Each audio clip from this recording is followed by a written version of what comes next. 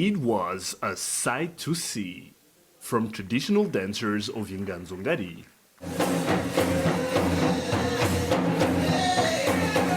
to a display of flags that got the room amped. It was a celebration.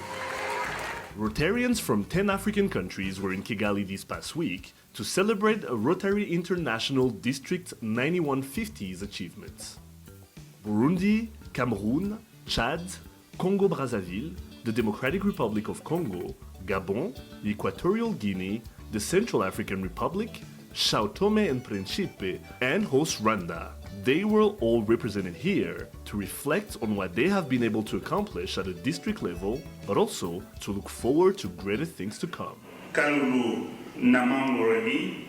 Je suis très heureuse d'être là à Kigali et je trouve en fait que c'est une très grande expérience pour tout Rotarien d'être en communion avec les autres amis et puis de discuter des problèmes du Rotary, de la manière d'améliorer les buts et les objectifs que nous fixons.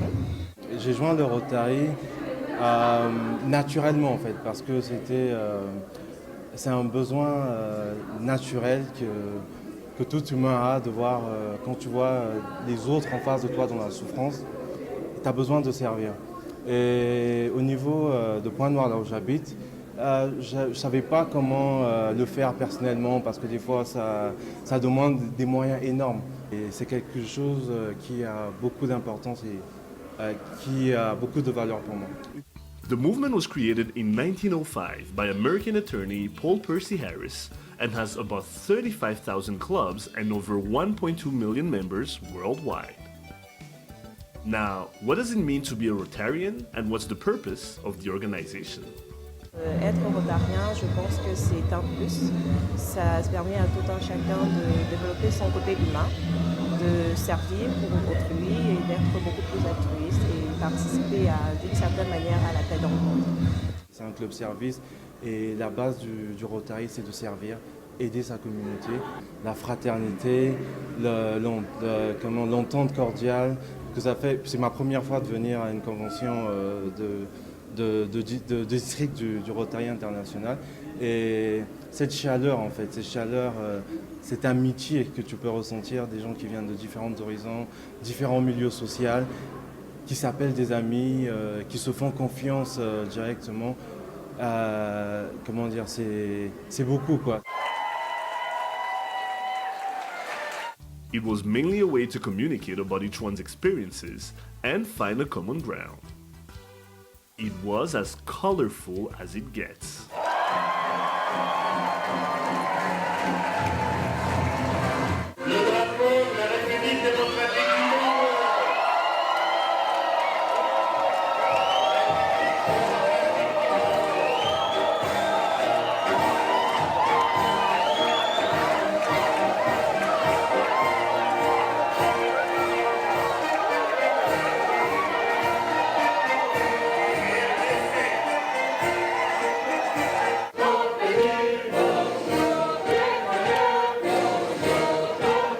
Regis Isheja, Rise and Shine Rwanda.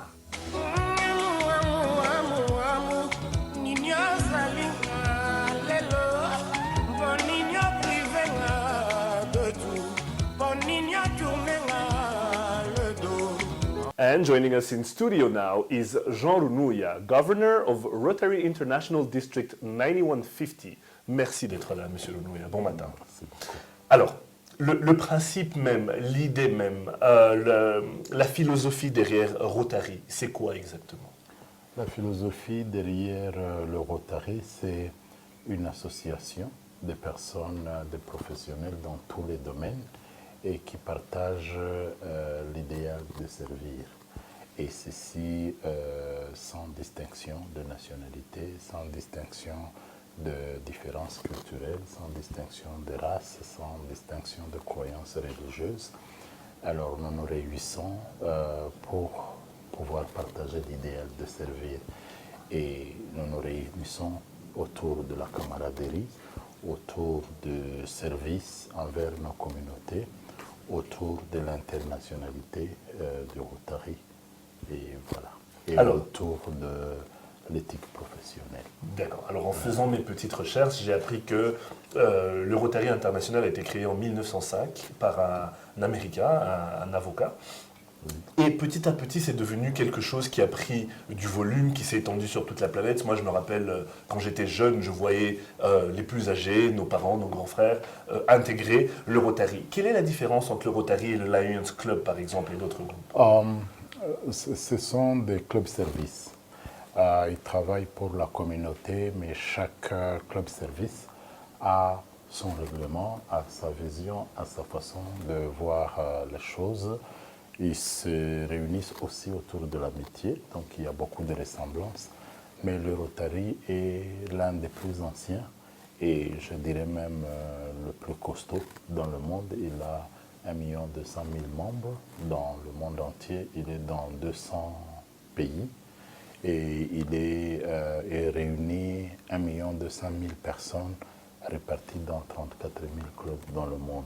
Donc voilà la toute petite différence, mais sinon l'esprit est presque le même. Alors ce qui s'est passé à Kigali la semaine passée, jeudi, samedi, donc il y a eu une marche, il y a eu la convention comme telle au Serena. Est-ce qu'en accueillant des gens qui viennent du Congo-Brazza, de la République démocratique du Congo, de Sao Tomé et Principe et de tous ces pays membres du district 95-95-10, est-ce que premièrement c'était aussi pour montrer ce que Rotary Rwanda a pu accomplir jusque-là? Oui, tout à fait. Ce n'était pas tellement pour montrer ce que le Rotary du Rwanda a fait, bien que ça a été une opportunité pour faire découvrir notre pays, pour faire découvrir ce que nous avons réalisé.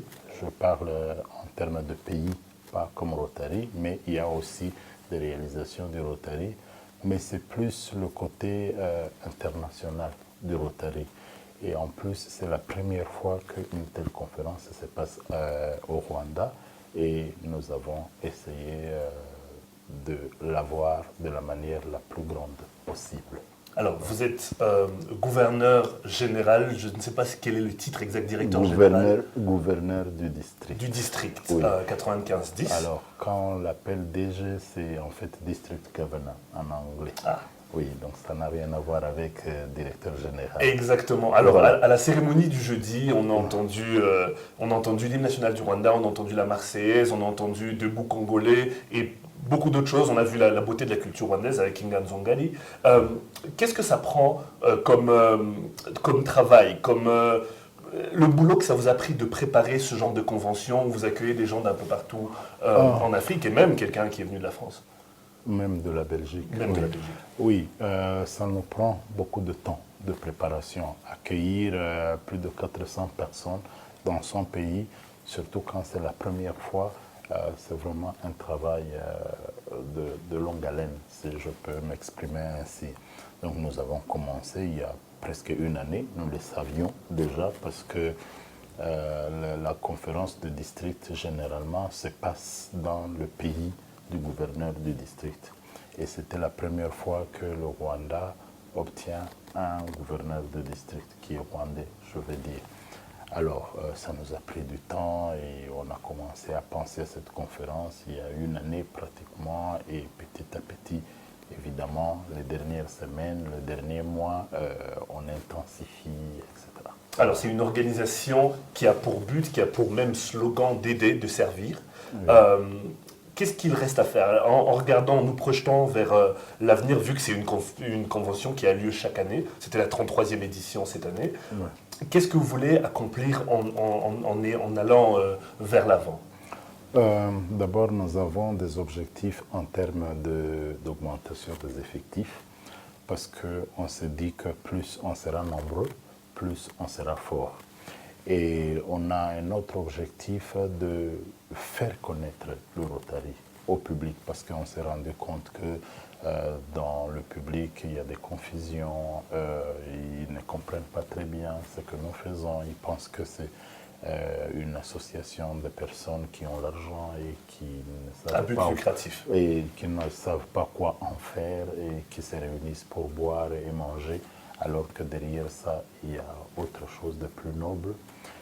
Donc c'est comme ça que le thème de cette conférence était faire rayonner le Rotary au travers des clubs efficaces. Ça veut dire qu'il était aussi question de nous remettre un peu en question, savoir comment nous travaillons, revoir nos méthodes, nos performances, nos contre-performances, nous évaluer. Et voilà, et aller de l'avant et puis fixer des objectifs pour l'avenir. Alors comme je vous disais tantôt, en grandissant, j'ai vu nos grands frères et nos parents intégrer le Rotary. Est-ce que, parce que ce que j'ai vu justement au Serena et dans d'autres activités, c'est qu'il y avait beaucoup de jeunes cette année venant d'un peu partout en Afrique. Est-ce que cette culture du Rotary, cette culture de servir, peut prendre au Rwanda chez les jeunes aussi? Oui, je peux prendre au Rwanda chez les jeunes parce que de manière générale au niveau du Rotary, on s'est rendu compte que c'était un mouvement qui était constitué de personnes de plus en plus vieillissantes. Quand on fait les statistiques, on se rend compte que c'est plus de vieilles personnes, même des retraités, qui sont actifs au niveau du Rotary. Alors, pour l'avenir du Rotary, on a pris comme résolution de rajeunir le Rotary. On nous a demandé de recruter des jeunes. Il y a même un programme qui s'appelle le Rotaract. C'est un programme du Rotary.